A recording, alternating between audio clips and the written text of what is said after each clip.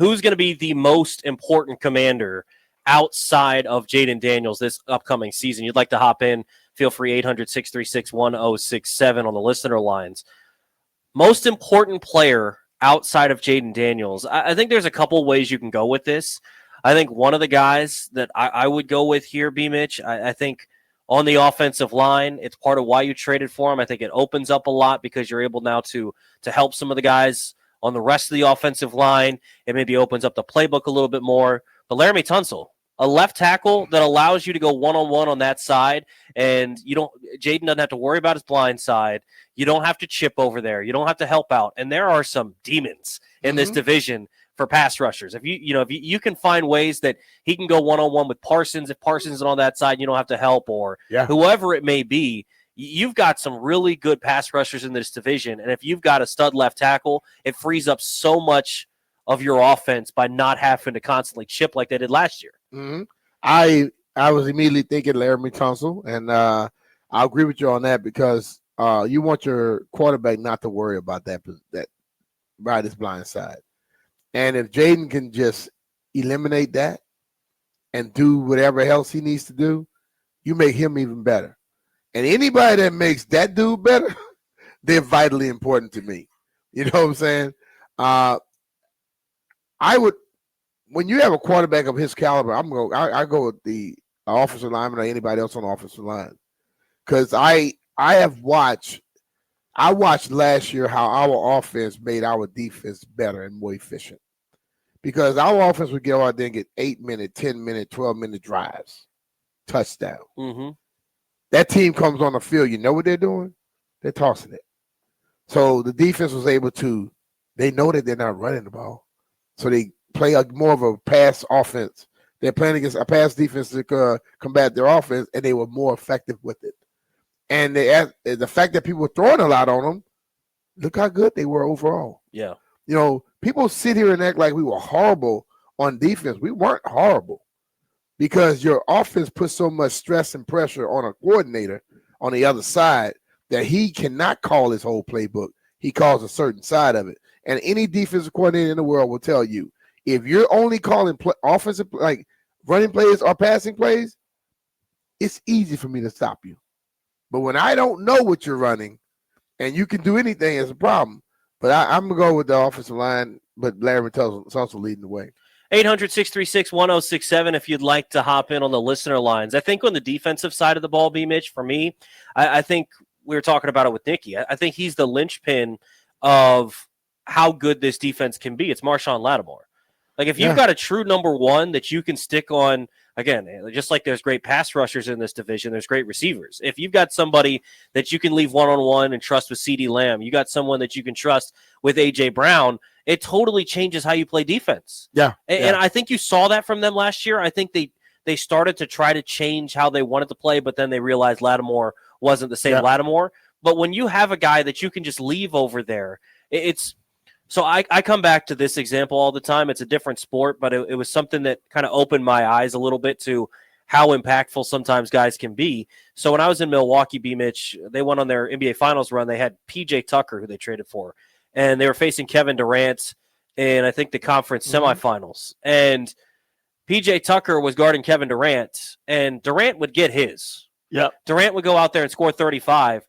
But the whole point of his defense was you're never going to have to help off of anybody else. Yeah. Right? And so I think having a guy like Lattimore, even if he's lined up on A.J. Brown and A.J. Brown still goes 3-4 catches, 50, 60 yards, if you don't have to roll safety coverage over the top, if you don't have to allocate extra resources to slow down A.J. Brown, that helps with the rest of your defense, even if he still gets a little bit of his. Yeah, because you're not going to completely stop no very good receiver, not in this league, not the way the rules are set up. Exactly. But if you can just make it to where instead of them going to him 8 times, they go to him 3 times. Mm-hmm. Because a receiver that's covered or closely covered, quarterback moves off of him. And if Marshawn Lattimore is at the level he was in previous years in New Orleans, if he's there and you make Jalen Hurts go away from A.J. Brown and go to somebody else, and that guy you have 2 people checking him, that's your benefit. You know, so that can help out tremendously. If you got a shutdown corner, or a lockdown corner, no, not shutdown, lockdown. Shutdown doesn't happen anymore. You got a lockdown corner in your defensive backfield, your defense will be better. Yeah, and it allows you to play the run a little bit more. Yeah. You can put more people in the box if you need to. It just opens up so much more. So I think on the offensive side, like you said, offensive line, Laramie Tunsil, defensive side, I think for me it's Lattimore. 800-636-1067 if you'd like to hop in. Who's the most important commander outside of Jayden Daniels, obviously? Let's get out to line one. Blake in Wilmington. Blake, what's going on? What's up, guys? I think it's going to be Debo Samuel. I think when you give up assets in any year, he immediately becomes your most important player. You know, when you got a quarterback like Jayden and you got this time period, you get a weapon like Debo, you need him to stay healthy. I think he just automatically becomes your most important player this season. Thank you, guys. All right, man. Yeah, and I think Debo. I don't necessarily agree with that. I think Debo is going to be a important player, but not the most important player. Yeah, I agree with that, but I think he opens up a lot for this offense. If Terry when Terry signs, I'm going to speak of positivity. When Terry signs and come back in here, he's still your most potent weapon. Yes. That makes it easier for Debo. Then Debo may be able to pull some people down to help Terry. So those two are working in unison, but I don't know if it's just because you give up assets to somebody, they become your most important player. Well, and they gave up more assets for Tunsil. That's the most important player. But I think when you look at what he's talking about with Debo, I think it opens up a little bit of what they're trying to do, where I think last year they had, because of the lack of run game in the second half of the year, and they didn't really have a guy that was potent in the screen game. They had a decently effective screen game, but it wasn't great. Mm-hmm. But now having a guy that you feel like you've got to make sure doesn't get off when you throw him a quick bubble screen, I think that's going to open up a little bit of what you're talking about with Terry. Yeah. So I think in tandem, those two work together. But I would still say Terry's more important. They started to use Terry in the bubble screens last year, and you saw what he did, spit and just went to the house. Yeah. Debo, I think, will be more effective in this offense than he was in San Francisco's offense. And my reasoning is this. Everyone looks at him, and they know he's a receiver, but they judge him based off his size. Oh, he's out of shape. No, he's not out of shape. He's 225 pounds, 220, 225.